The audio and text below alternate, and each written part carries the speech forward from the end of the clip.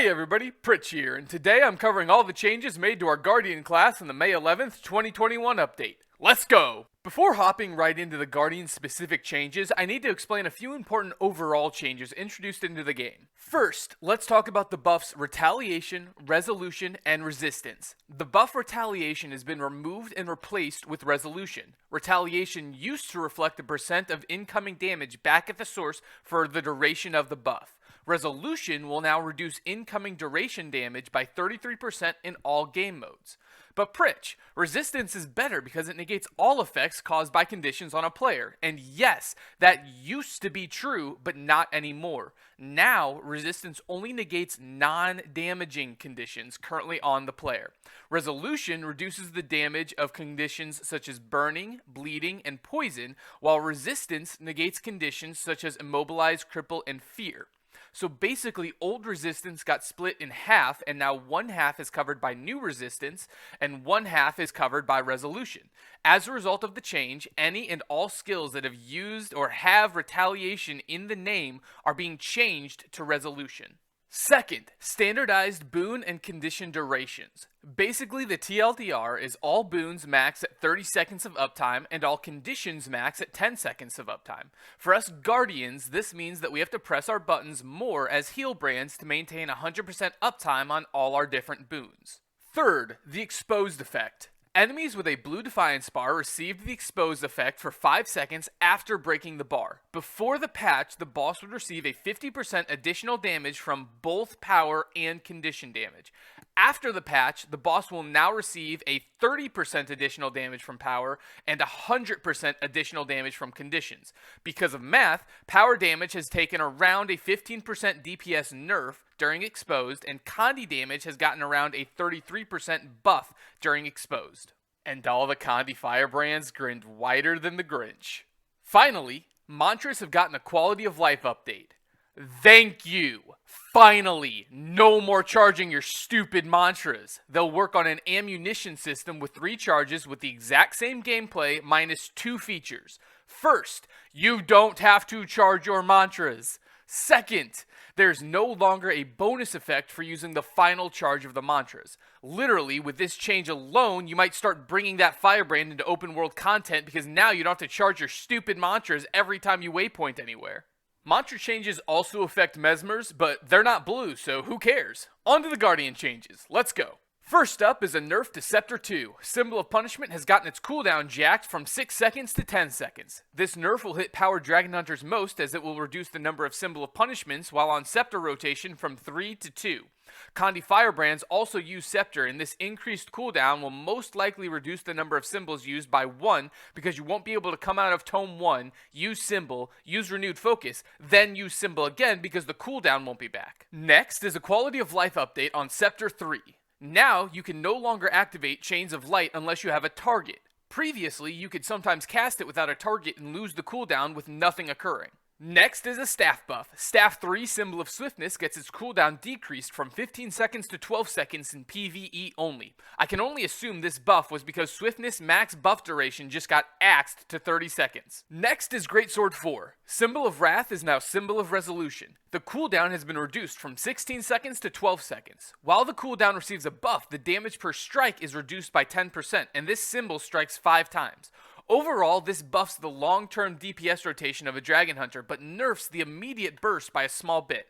I anticipate this will greatly reduce the number of times a Dragonhunter will have to use Whirling Wrath without the increased bonuses from Symbol. Moving on to Consecrations. Wall of Reflection is being nerfed from 10-second duration to an 8-second duration. To compensate, the cooldown is reduced from 30 seconds to 25 seconds. The cooldown of Sanctuary, which is a Guardian's most powerful CC ability, has been reduced from 60 seconds to 50 seconds. Hello, sorrows. Most importantly, Purging Flames has been reworked. The radius has been nerfed from 240 to 180 units. It no longer burns foes that cross the outside of the field, but instead, it now applies 1 stack of burning on foes in the radius when cast and again on each pulse for the duration of the effect. The burning stacks will last 4 seconds, and Purging Flames pulses 6 times over 5 seconds. It will still maintain the Condi cleanse per pulse. Additionally, the cooldown is reduced in PvE content from 35 seconds to 25 seconds. I promise I'm going to go into what ArenaNet is doing here, but only after I go over the virtues and Zeal changes, so stick an exclamation point here in your minds. Next, the shout "Save Yourself" got a buffed resistance duration increase from 1.5 seconds to 3 seconds. This is because resistance is now worse than it was before. Let's talk trait lines. First, Radiance. Healer's Retribution is now renamed to Healer's Resolution for obvious reasons. Alright everyone, now for the big stuff. Strap on your safety goggles and tell someone you love them because it's on. Virtues. Inspired Virtue now absorbed the old power of the Virtuous and provides increased damage per boon on the Guardian. In instanced content, you could expect around a 10% DPS boost from the boons. The new power of the Virtuous maintains the same effect of Virtues gaining a 15% reduced recharge, but now, Guardians gain condition damage based on 10% of their vitality. Finally, Absolute Resolution is being renamed to Absolute Resolve for obvious reasons. Now, to see the full picture, it's important to go over Zeal trait lines, so let's hit those first, and then look at the bigger picture for the Firebrands. Zeal. Let's get the two name changes out of the way first. Zealot's Speed is now Zealot's Resolution, and Lesser Symbol of Wrath is now Lesser Symbol of Resolution. Boring stuff is done. Now Symbolic Power is getting nerfed. Symbol procs will no longer charge the Virtue Skill 1 passive effect more quickly. This means Firebrands do a lot less damage because they used to charge the passive twice as fast. Dragonhunters will also take a small hit to their DPS, though it's not going to be a huge hit. Next, Eternal Armory Spirit Weapons only apply burning on their first strike per cast. They also have increased the burn duration from 4 seconds to 8 seconds in PvE, 2.5 seconds to 5 seconds in World v. World, and 2 seconds to 4 seconds in PvP. This change will be a nerf to the overall total burning from Sword of Justice, but a buff to the overall burn damage from all other spirit weapons. Okay, so what does it all mean? It means that ArenaNet is trying very hard to force Kandi Firebrands to run the Virtues trait line instead of the Zeal trait line by buffing Virtues and nerfing Zeal.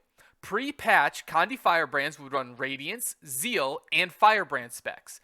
In Zeal, Kandi Firebrands would have 1. A Lesser Symbol of Wrath, 2. Fiery Wrath, which was a 7% DPS increase when attacking burning foes, 3. Symbolic Exposure. This was the most important aspect of Zeal, guys. With Symbolic Exposure, Firebrands could maintain very high stacks of vulnerability uptime by proccing vulnerability on symbols.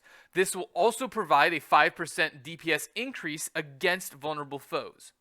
4. They had Kindled Zeal, gaining condition damage based on 10% of their power. 5. They had Symbolic Power. This gave symbols increased damage and, most importantly, charged your Virtue 1 burning passive twice as fast for more burns. And 6. They had Eternal Armory. This made your Sword of Justice a whirling, burning Sword of Death by giving it additional cast, reduced recharge of 20%, and burning on hit every time it hit. Finally, it's worth talking about Sword of Justice alongside Zeal since Eternal Armory and Sword of Justice intertwine. Eternal Armory was what made Sword of Justice so powerful for Kandi Firebrands. Sword of Justice also applied 12 stacks of vulnerability by itself. So Kandi Firebrands, through the use of symbols and Sword of Justice, could maintain very high stacks of vulnerability on their own. Now let's talk post-patch on what the new Kandi Firebrands with a Virtues trait line will most likely look like. Since we're not running Eternal Armory in Zeal, we can scrap the Sword of Justice since it won't do burning for us anymore. This leaves us a utility slot to fill. My assumption will be that it gets filled with a shiny new skill that just happened to get reworked. Coincidence? I think not! I anticipate that Sword of Justice will get replaced with Purging Flame. Now let's go over what the Virtues will provide. 1. Inspired Virtue.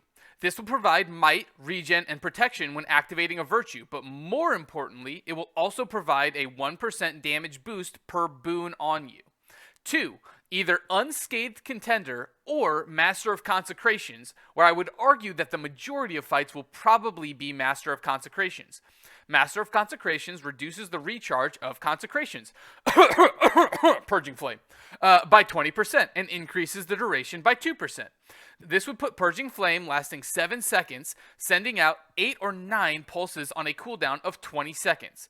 Now, Unscathed Contender gives you a flat 20% DPS boost for as long as you have an Aegis on you. So, for all the speedrunners out there, or for the people that are very, very good at the game, I would assume that this flat 20% DPS boost will outperform the extra pulses and reduced recharge time, but the safer option for newer Firebrands will absolutely be to just stick with Master of Consecrations and play around with Unscathed Contender when you feel confident with the fights. Third, Virtue of Resolution. Anytime you activate a virtue, you gain resolution for 3 seconds, and anytime you give yourself resolution, the buff has an additional 25% duration. Fourth, Inspiring Virtue. Anytime you activate a virtue, you gain a 10% damage boost for 6 seconds. I can only assume that popping in and out of Tome 2 and Tome 3 will become part of a Golem DPS rotation for Snowcrows, but I don't recommend doing this in actual fights because you're going to want to keep your Tome 2 and Tome 3 for those oh crap scenarios where you need to go into them for a Condi Cleanse or stability.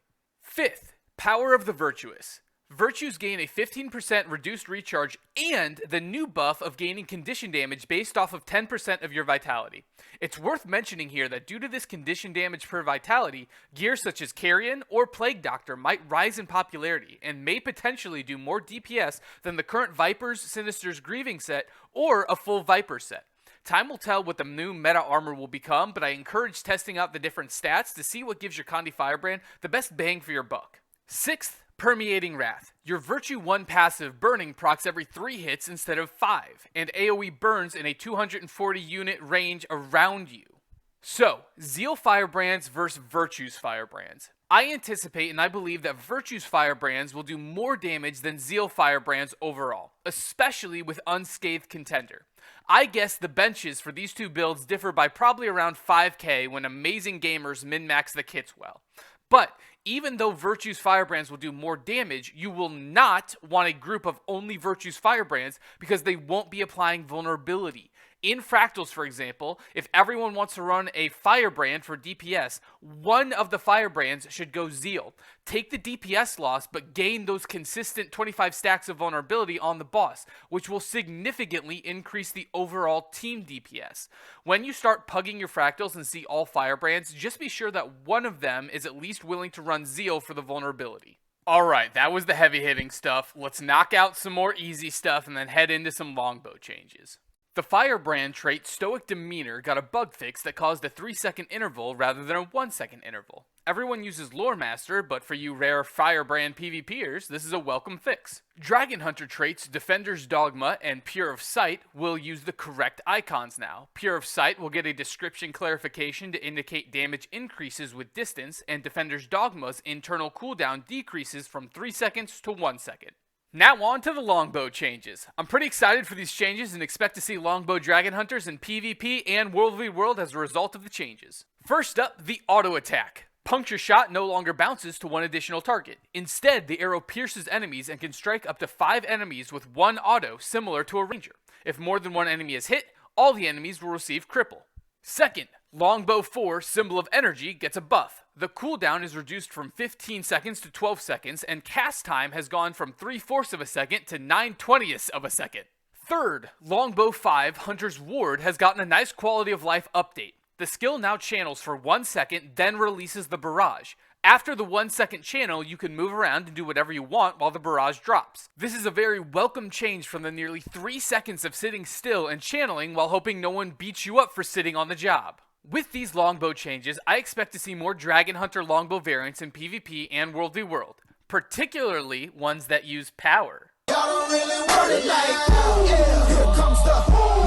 And just when you thought it was all over, ArenaNet patched the patch before the patch went live. Here are the additional changes that have hit the Guardians. First, the nerf to Ashes of Just. Now you will only be able to activate and consume a stack of ashes with an interval of once per second. This is aimed at ash stacking in Fractals. Since ashes only last for 10 seconds, stacking more than 10 ashes on people is absolutely worthless now.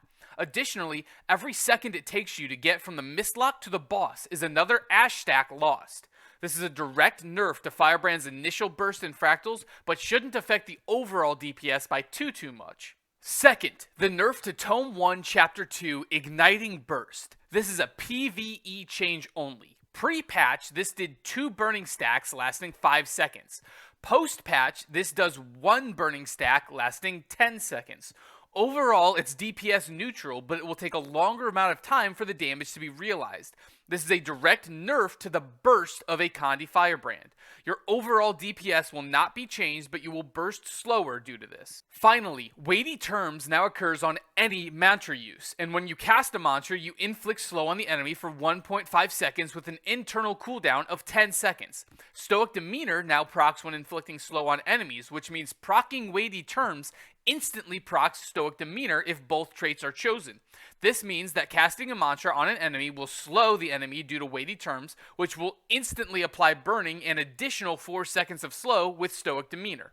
And that is every change hitting Guardians from the May 11th, 2021 patch. Alright, big takeaways from the patch are that you 1. No longer gain retaliation, you get resolution. 2. Your mantras no longer need charging. 3. Firebrands will begin running Virtue Straight Line plus Purging Flame instead of Zeal and Sword of Justice, but they will lose the ability to inflict tons of vulnerability.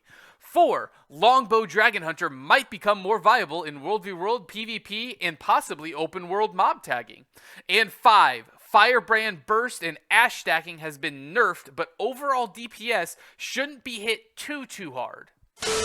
Guys, I gotta apologize to you because while I was editing the video, I went through and looked at the updated DPS types for each trait and realized that the trait Unscathed Contender is only going to augment strike damage, which means power damage. As well, Inspiring Virtue is also only augmenting strike damage, which means neither of these traits will augment your Condi damage, which I don't understand. ArenaNet, if you're trying to force Condi Firebrands to go on to Virtues, why would you not change Unscathed Contender and Inspiring Virtue to augment fire damage, to augment Condi damage? That makes no sense, because now, without this extra 30% DPS boost, which, by the way, can we just appreciate for the fact that keeping an Aegis on you is not easy to do at all, so getting a 20% DPS increase is a lot, but it's only for those rare good players that can actually avoid taking a hit in any fight, right? Like, it's a huge payoff for having to be really good. Okay, so if we're not going to get a 30% bonus DPS boost for our Condis here, then I absolutely don't believe that Virtues will be better than Zeal. At best, I think Zeal and Virtues might have around the same benchmarks, but as soon as I say that they're around the same benchmarks, why would we not pick Zeal? Why wouldn't we pick the trait line that's going to give us all the vulnerability stacks? It makes absolutely no sense. So ArenaNet, until this gets fixed or until something changes, I actually don't think Virtues is going to be the optimal build. I think Zeal is probably going to be the optimal build, purely because even if it's a tie or a close call, you're going to go with Zeal just so you can proc vulnerability stacks on the boss. So I want to apologize, everybody. I just now realized this, and I wanted to put this in at the end so that I don't confuse you guys. As it stands right now, which is May 12th, I believe that Zeal is probably better than Virtues. I hope you guys enjoyed, and thanks for watching. Let me know your favorite changes or what you wish ArenaNet would have done differently, and I'll catch you guys in the next one.